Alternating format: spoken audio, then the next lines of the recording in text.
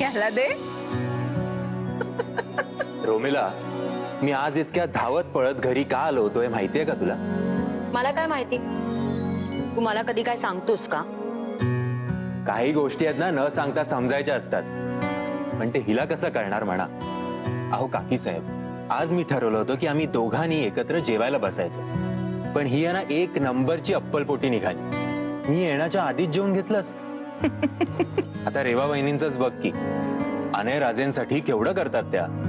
अनय राजेंना केवढा अभिमान आहे त्यांचा. एकमेकांच्या मनातलं बरोबर समजतं की नाही त्यांना. मग माझ्या मनातली इतकीशी गोष्ट समजायला तुला अडचण होते का ग? ये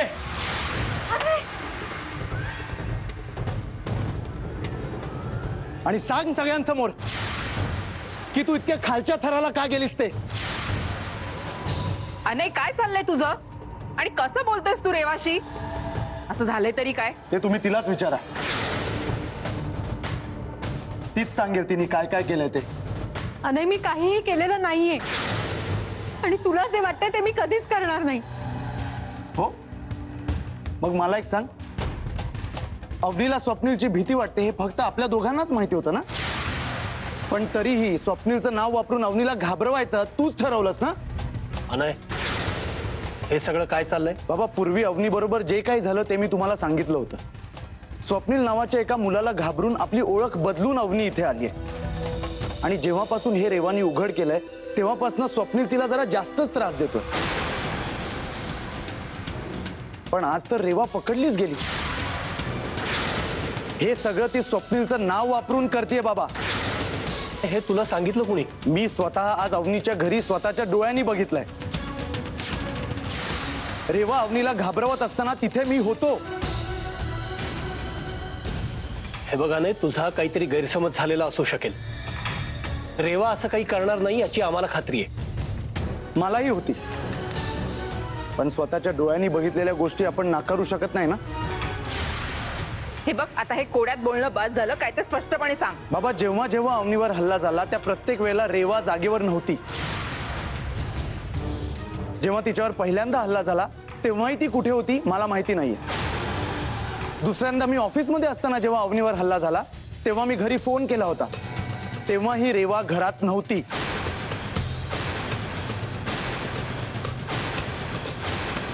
रेवा अवनीच्या दारात असताना तिच्यावर हल्ले होताना मी स्वतः बघितले. काय झालं? अनय, तिथे कोणीतरी आहे बघ. आतापर्यंत रेवा जिथे जिथे जाते, जे काही करते, सगळं मला विचारून मला सांगून करते. हे आपल्याला सगळ्यांनाच माहिती आहे. पण ह्या प्रत्येक वेळी तिने जे काही केलंय ते तिने मला सांगितलेलं नाही. पण आज मी तिला रंगे हात पकडलाय.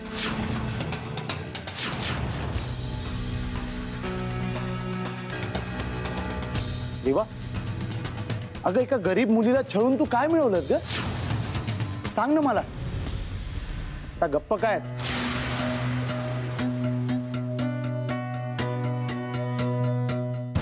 हे बघ रेवा, माझा तुझ्यावर पूर्ण विश्वास आहे, तू असं काही करणार नाहीस.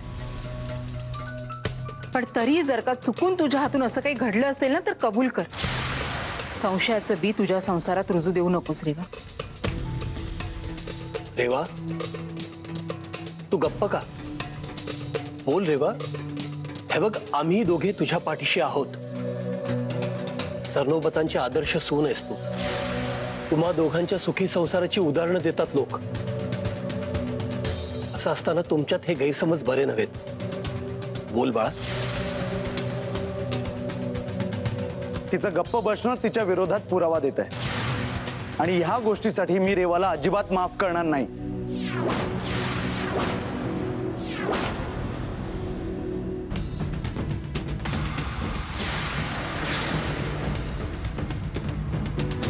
रेवा,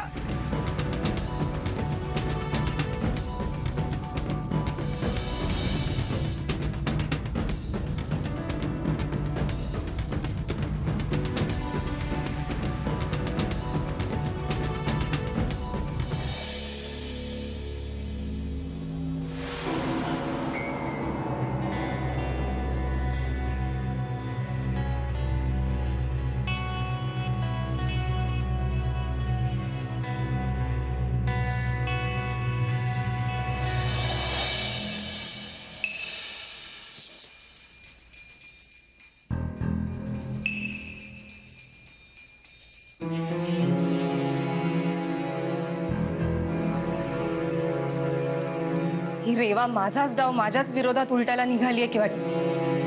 मी जी पावलं रेवा आणि अनयच्या बाबतीत उचलायला हवी होती ती तीच माझ्या विरोधात उचलते. ही वाटते तितकी साधी नाहीये. मला तिचा काटा लवकरात लवकर काढायला हवा, नाहीतर माझंच काम अवघडून जाईल.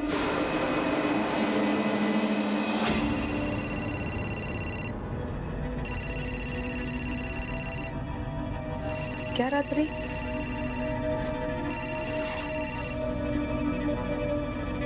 हॅलो. अवनी अवनी अवनी, काय कसा वाटला माझा डाव? हादरलीस ना? कोण बोलताय? ओळखलं नाहीस? अगं तुझा स्वप्नील बोलतोय. स्वप्नील? हो, मीच बोलतोय. तुला काय वाटलं मला झिडकारून तू माझ्यापासून दूर जाऊ शकशील? फोनवरचा एक एक शब्द लक्षात आहे माझ्या. तू हे सगळं रेवा माझ्यापर्यंत पोहोचली म्हणून केलंस ना? बघ आता त्या रेवालाच कसं गुंडाळलं मी.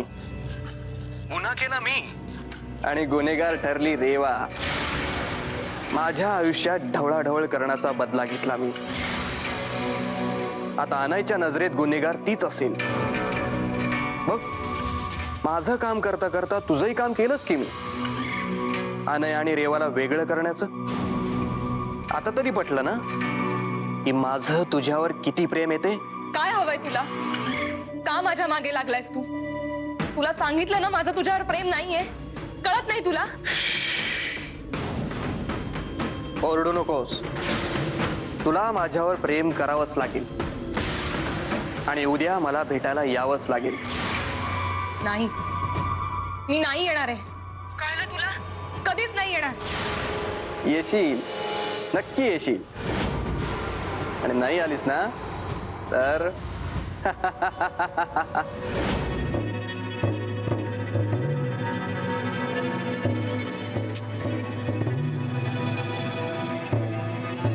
तुला माझ्यावर प्रेम करावंच लागेल आणि उद्या मला यावंच लागेल. आणि नाही आलीस ना तर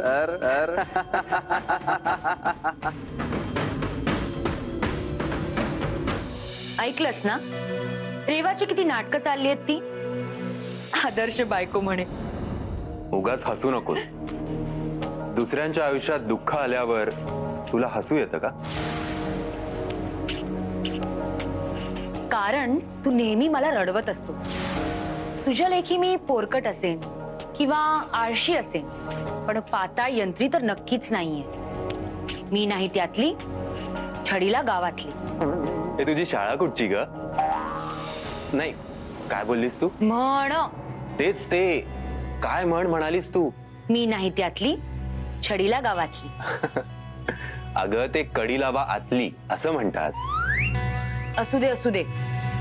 म्हण चुकली असेल माझी, पण म्हणणं नाही. रेवा तशीच आहे. आज तिने सगळ्यांसमोर अनयला जमीन दाखवली. हा सगळा तुझा गैरसमज आहे. मी वहिनींना जितकं ओळखतो त्यावरून तिने हे सगळं केलं असावं असं मला वाटत नाही. पाताळ यंत्री माणूसही काही काळानंतर ओळखता येतोच. स्वतः तिचा नवरा सांगतोय तरी विश्वास नाही तुझा. आणि माझ्याबद्दल कुणी सांगितलं असतं तर तू नक्कीच विश्वास ठेवला असतास. खरं सांगायचं झालं तर तुझी आणि वहिनींची तुलनाच होऊ शकत नाही. आणि समजा तुलना झालीच तरी तुझं पारडं नेहमीच हलकं असेल हे लक्षात ठेव रोमेला.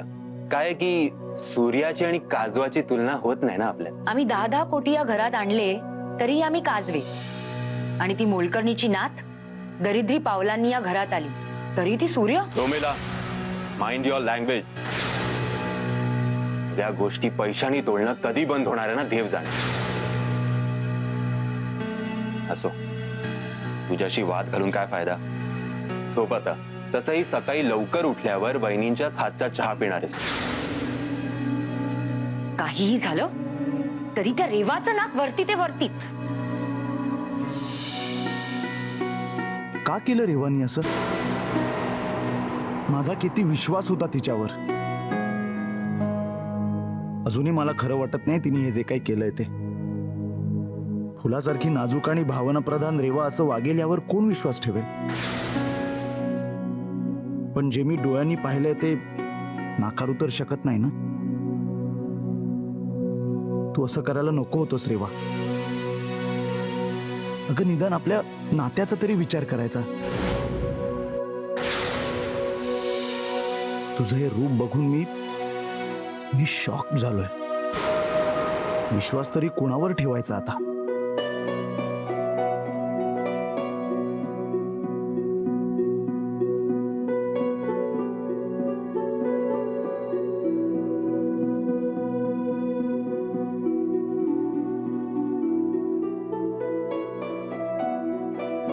अनय, या क्षणी तुझ्या डोक्यात काय चाललं असेल याचा अंदाज आहे मला. पण हे असं तोंड फिरवून प्रश्न नाही सुटत ना. तुला जे काही वाटतंय त्याच्यावरती नीट विचार केलायस. मुळात आपली रेवा अशी नाहीये. कुणाचंही जाणून बुजून नुकसान होईल असं ती कधीच वागणार नाही. तेव्हा हा सगळा तुझा गैरसमज आहे असंच आम्हाला वाटतं. नाही बाबा, गैरसमज नाही झालाय माझा. मी सगळं स्वतःच्या डोळ्यांनी बघितलंय. बाबा, अवनीला हे घर सोडून जावं लागलं इथपर्यंत रेवाच्या भावना मी समजू शकत होतो. पण आता ती इथून गेल्यावर सुद्धा रेवा तिचा पिछाच सोडत नाहीये. अरे पण ती असं का वागते हे जाणून तिच्याशी बोललायस? मला तिचं तोंडही बघायचं नाहीये. असं म्हणून नाही चालत नाही. ही आयुष्यभराची नाती असतात. तोडायला गेलास तर 1 सेकंद नाही पूर्ण.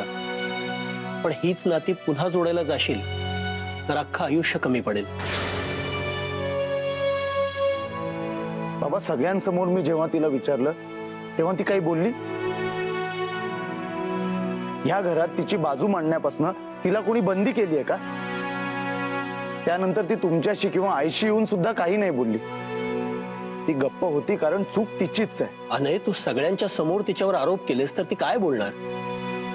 हे बघ, नवरा बायकोच्या नात्यांमधले काही टोकाचे प्रश्न हे केवळ एकांतात सुटतात. आणि ती तुझ्या समोर जितकं मनमोकळेपणानं बोलेल तेवढे आमच्या समोर नाही बोलणार. बाबा, म्हणजे तुम्हाला काय म्हणायचंय? मी तिच्याशी मनमोकळेपणाने बोलत नाही, पण यावेळी तीच तोंड बंद करून बसलीये. ह्या क्षणापर्यंत माझ्याशी बोलायला आली नाहीये ती, आणि त्यामुळेच तिने गुन्हा केला यावर मी ठाम आहे. हे बघा नाही, आणि ह्या विषयावर मला अजून चर्चा करायची नाहीये.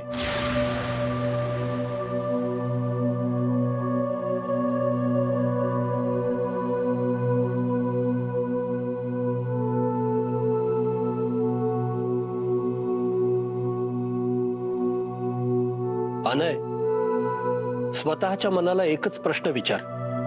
रेवा खरंच असं वागू शकेल? मला वाटतं आम्हा सगळ्यांच्या पेक्षा तू तिला जास्त चांगलं ओळखतोस. एकदा जर एकांतात समजुतीनं तिच्याशी बोललास तर ती सगळं सांगेल तुला.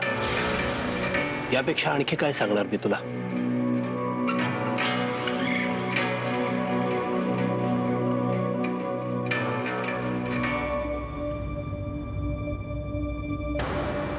पण मी का सांगू त्याला सगळं? मला माहितीये मी काही केलं नाहीये, मग मी का सांगायचं? रेवा, पण तुमच्या अशा गप्पा बसण्यामुळे त्यांची खात्रीच होईल की हो की हे सगळं तुम्हीच केलेत म्हणून. वेळ आल्यानंतर सगळ्या गोष्टी उघड कराव्याच लागतात बघा. आणि तुम्ही त्यांना सांगायचं की हो की तुम्ही आमच्या बरोबर होतात म्हणून. खरं खोटं करायला आम्ही आहातच की. नाही औसे, मला अनयला आता कुठलीही कारणं द्यायची नाहीयेत. तसंही त्यांनी खूप दुखवलंय मला. त्याला जेव्हा कळायचं असेल ना तेव्हा कळू दे. नाही जी, हे आम्हाला चालणार नाही. तुमच्या संसारात वादळ आलेलं असताना आम्ही बघ्याची भूमिका घ्यायची नाही जी. असं नाही होणार. अनय राजेंचं वागणं फार विचित्र होत चाललंय हल्ली. पूर्वी ते आम्हाला रामासारखे वाटायचे, पण आता त्यांनी जर तुम्हाला रामासारखा वनवास घडवण्याचा प्रयत्न केला तर आम्ही ते बघत बसणार नाहीये बघा. आम्ही त्यांच्याशी बोलून आलोच. म्हणजे अनयचा माझ्यावर आता अजिबात विश्वास नाहीये हेच सिद्ध होतं ना यातून. आणि एकदा तुम्हीच मला म्हणाला होतात ना औसाहेब की संसार टिकवण्यासाठी नुसत्या प्रेमाची नाही तर एकमेकांवर विश्वास असण्याची गरज असते. आता नेमका तोच विश्वास नाहीये आमच्यात. प्रत्येक वेळेला मला स्वतःला सिद्ध करण्यासाठी पुराव्यांची गरज लागते. भाऊसाहेब, अनय जर अवनीवर विश्वास ठेवू शकतो तर एक पत्नी म्हणून तो माझ्यावर विश्वास नाही ठेवू शकत. आता अनयस इतका दुरावलाय माझ्यापासून म्हटल्यावर लढून तरी काय उपयोग आहे. हे सगळं तुम्ही नाही केलं तर कुणी केलं त्याचा शोध घेणं फार गरजेचं आहे जी. आणि हेच आम्ही अनयराजेंना जाऊन सांगणार आहोत. नको आऊसाहेब, मी आत्ता त्याच्याकडे गेला तर त्याला हेच वाटेल की मी तुम्हाला सांगितलंय माझी बाजू घेऊन बोलायला. आणि तसंही अनयला आता मला कुठलेही पुरावे द्यायचे नाहीयेत. त्याला माझ्यावर विश्वास ठेवावाच लागेल. कारण जर आता अनयनी माझ्यावर विश्वास ठेवला नाही ना तर माझ्या प्रेमाला काहीच किंमत उरणार नाही.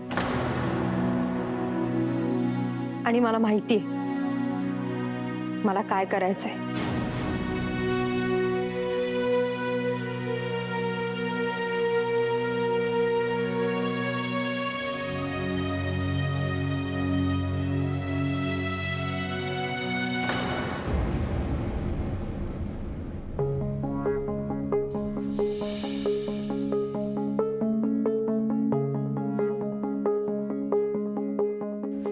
देवाकडे मी हीच प्रार्थना केली की जन्मोजन्मी मला हाच पती मिळू दे.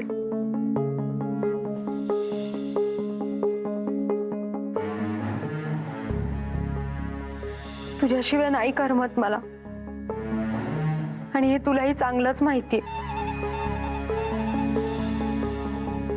तुझ्या पायरीशी कुणी सान थोर नाही.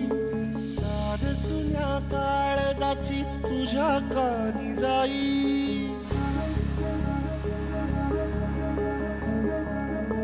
हे तरी देवा सरनायो. तू इथे काय करतोयस? आज मीटिंग होती ना तुझी? अगं, एका गरीब मुलीला छळून तू काय मिळवलंस ग? ह्या गोष्टीसाठी मी रेवाला अजिबात माफ करणार नाही. अगं, एका गरीब मुलीला छळून तू काय मिळवलंस ग? काय मिळवलं? ह्या गोष्टीसाठी मी रेवाला अजिबात माफ करणार नाही. खेळ मांडला.